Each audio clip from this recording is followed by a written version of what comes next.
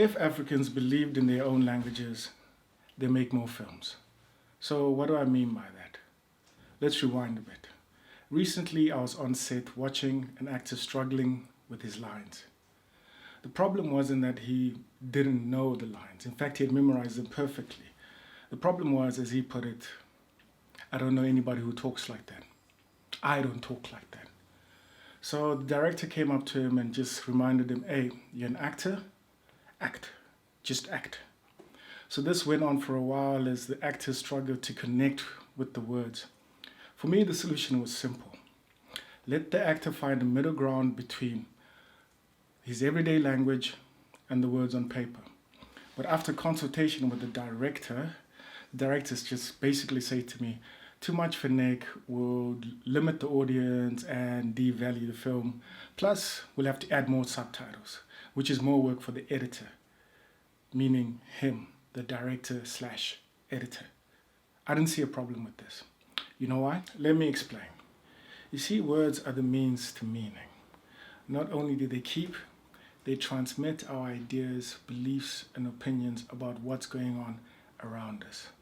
So in an audio-visual art form like film, the words we use, especially the language that we use to express them in, is important because not only does it situate everything in the now timeline, as in it's going on here, it also adds emotion and makes it personal. So this is why I didn't see the problem. Don't we want our audience to have an emotional and personal connection with our characters? I think the problem we have is a psychological one, meaning we feel that Shona and Ndebele are home languages that have no place in the public stage, in high art, or in business. How did we get here? We got here by watching a lot of television. And television usually broadcasts the most dominant culture. And the most dominant cultures in the creative arts industry right now are American and European filmmakers. So therefore they're making their content in English. Even though Africans or black people have been in American and European films since the first blockbuster, Birth of a Nation in 1915, our narrative has marginally improved. Whenever you see black people represented in these popular films, they feel like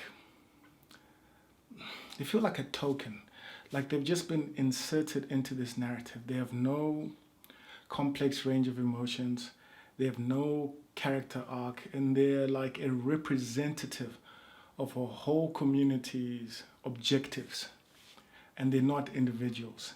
You see, this is what happens when someone puts words in your mouth and tells you to act. You end up saying and doing things that you don't connect with, and you end up viewing yourself or viewing images of yourself from this sunken place.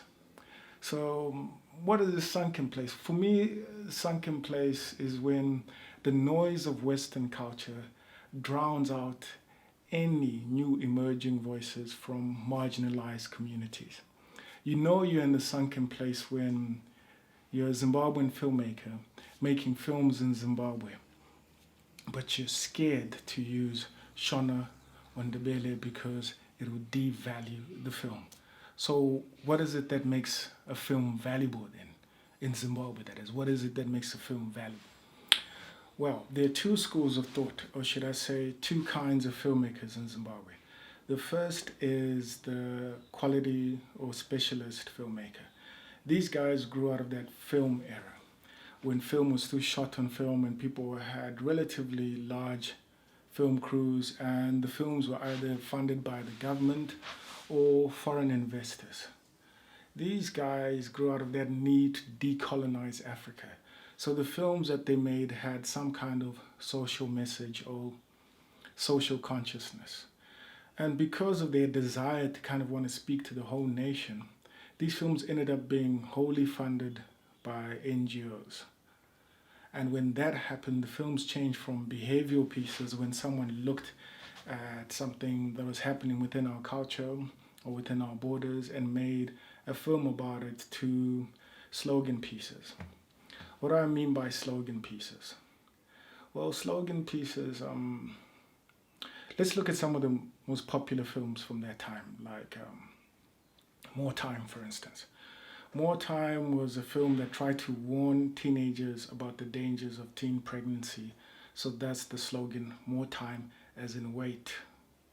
And then we have Everyone's Child. And Everyone's Child basically translates to an AIDS orphan is everyone's child. And then there was also Yellow Card. And Yellow Card is a film that basically, like the slogan is, give you a yellow card to males that are misbehaving. It's like a cautionary tale, you'll get a yellow card. So these films were popular during their time because people were happy to see themselves on screen. Also happy to hear themselves on screen. But as the novelty wore off, people got tired of seeing these single story narratives. So what inevitably happened is a new school of filmmakers popped up. And the new school of filmmakers, should I say the second school of filmmaker, is the guerrilla or independent filmmaker. So the independent filmmaker, these guys are usually under 40. They make mostly digital content. They work with minimum to no crew. They work on a shoestring budget. And what you see is the director, is also the producer, is also the editor, cameraman, scriptwriter. Sometimes they even end up acting in their own productions. So this kind of like one-man band mentality makes people have delusions of grandeur where they think they can do everything from music videos to wedding videos to feature films on a shoestring budget. And then they start churning out these films. And what inevitably happens is that it makes the industry shrink. But not only that, it makes the quality of the films poor.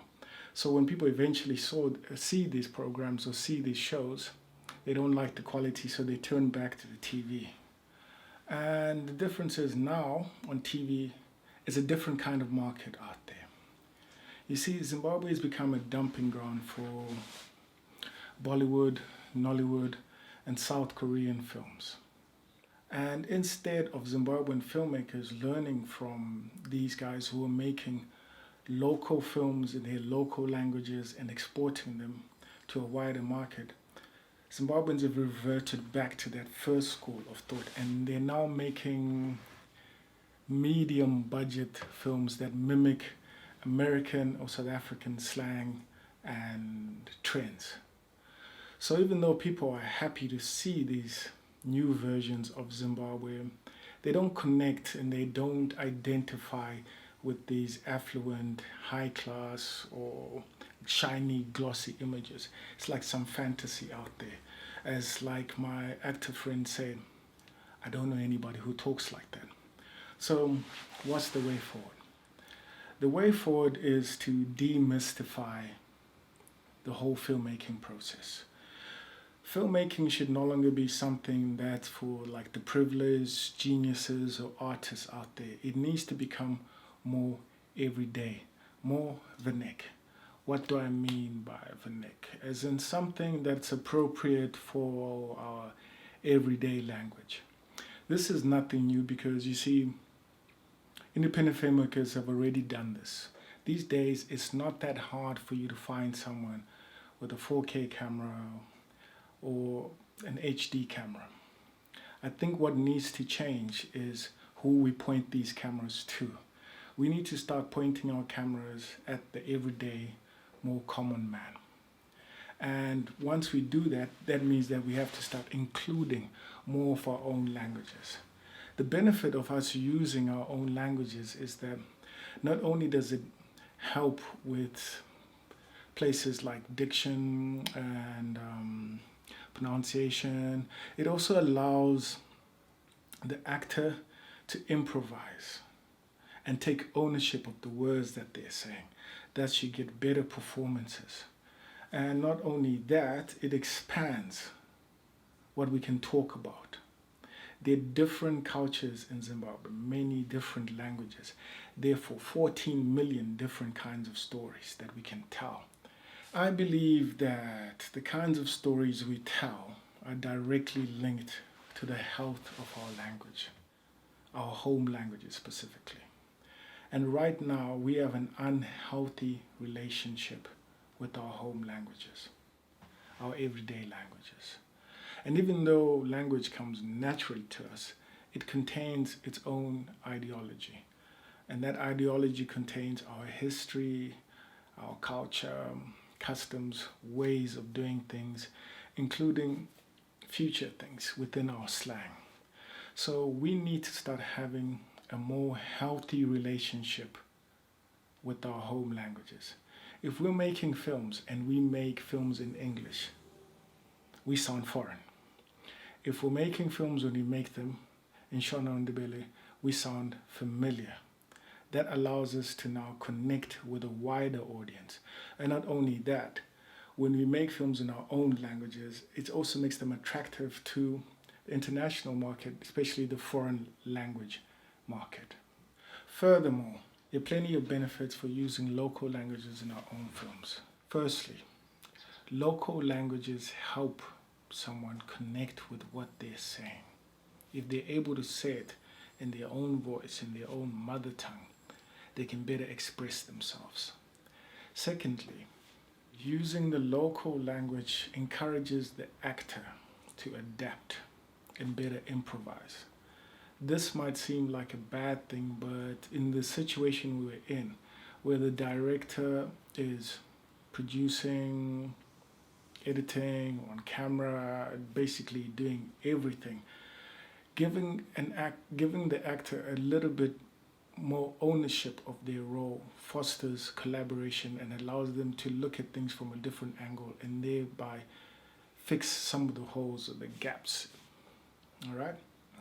Thirdly, like a very simple one, using a local languages just gives you access to more people. There are 14 million Zimbabweans in Zimbabwe. So, and obviously more, way more probably out there in the diaspora. So using the local languages just increases your market because a lot more people understand it. A lot more people in the country will understand it. And if you're trying to make your money in the country, then that's the best option for you. Use the local language. Fourthly, or should I say lastly, I don't know, I'll say probably this is like an important thing. If we want to elevate ourselves out of the sunken place, we got to change who we're talking to. And the only way that happens if you change the language. You change the language, you change who you're talking to. And right now there's a new market out there that we're not talking to at all. We're still talking to the old market, the Western market. But there are plenty of people right now in Zimbabwe who would much rather watch Japanese anime or Korean soapy or Nollywood or a Bollywood melodrama or even Telemundo rather than a Hollywood blockbuster. And we're not talking to them. We need to change our mindset and stop being reactionary. We're just reacting to American trends and trying to make imitations of that. We need to find our own voice, and our own voice lies in our own languages. When I began this video, I said that if Africans believed in their own languages, they would make more films. This cannot be far truer than in the case of Zimbabwe. Since independence, we've made about 100 plus films.